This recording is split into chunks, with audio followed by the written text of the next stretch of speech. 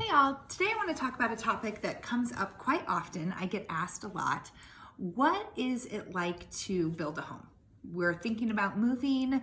We really want new construction. We've looked at a lot of spec homes out there, and while we like pieces of each one, we think that the best option is to build from the ground up. So that's my favorite type of build to do. It means that you get to customize everything the way you want it. But some commonly asked questions that I get on that is, how does it work? What's the process? Well, first and foremost, it all depends a little bit on what builder you're going to work with. Before you can find what builder you want to work with, you need to find a lot that you want to build on. So that's kind of a catch-22 there. If you fall in love with a specific floor plan with a builder, and you are not willing to look at any other builder to work with, you need to find a lot that that builder either owns or that builder can purchase. Now, the flip side of that is maybe you've fallen in love with a neighborhood. Maybe you have fallen in love with a specific lot. If that lot is owned by a builder, most likely you are going to need to build with that builder. If the lot is in a development that's still with the developer, it's likely that your builder can come in and purchase that lot. But so that's where it kind of, if you're starting the exploring phase of building, go out, check around some different builders, see what they all have to offer, but also figure out what neighborhood you want to be in and figure out what's more important to you, where you want to be or who you want to build with. So assuming that you fell in love with the Jerry's homes, because I work with Jerry's and I personally think that they're a fantastic builder to work with, I'm going to talk a little bit about their process. So they require 2% down of the total purchase price for non-refundable deposit. Every builder is a little bit different, but that's pretty standard across the board. Expect to put around anywhere from 2 to 5% down for non-refundable. Now, if you are going to do some crazy changes like,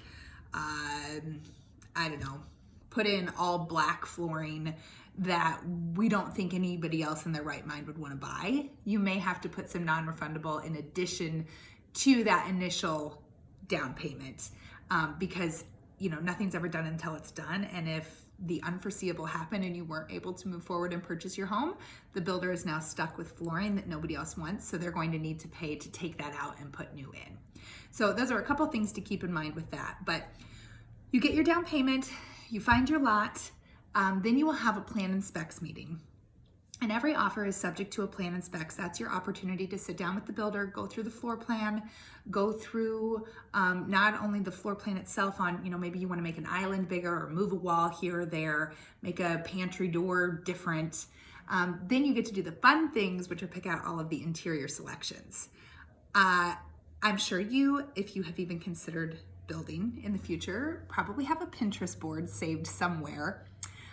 Just a little warning, all those things you see on Pinterest probably cost a lot of money. So I like to give realistic expectations when people go into a meeting that what you see online can cost a lot of money in reality.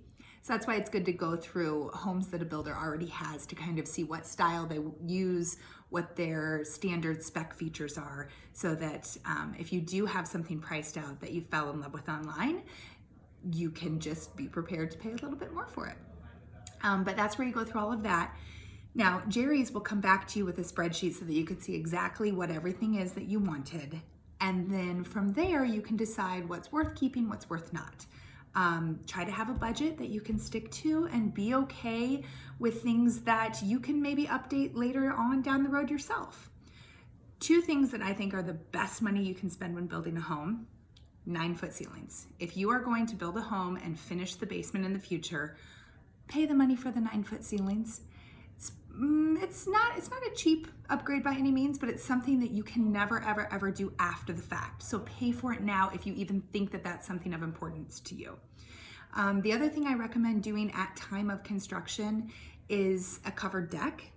That is definitely worth doing at times. It's going to be a lot more expensive to do afterwards.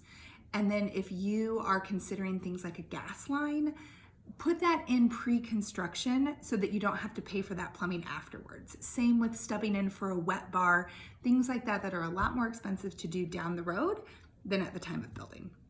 So there's lots of different things that we can talk about in this whole process, but if you've ever considered building, give me a call. I would love to talk you through and answer any questions that you may have. Hopefully that's a little insight that's a little bit helpful. One last thing to touch on is that one of the biggest questions I have is, how do we pay for this at the end? Do we have to do it up front? Most builders will hold the construction loan for you, so you will close on it just like a normal house. When it's finished, you finalize your loan and close on it at time.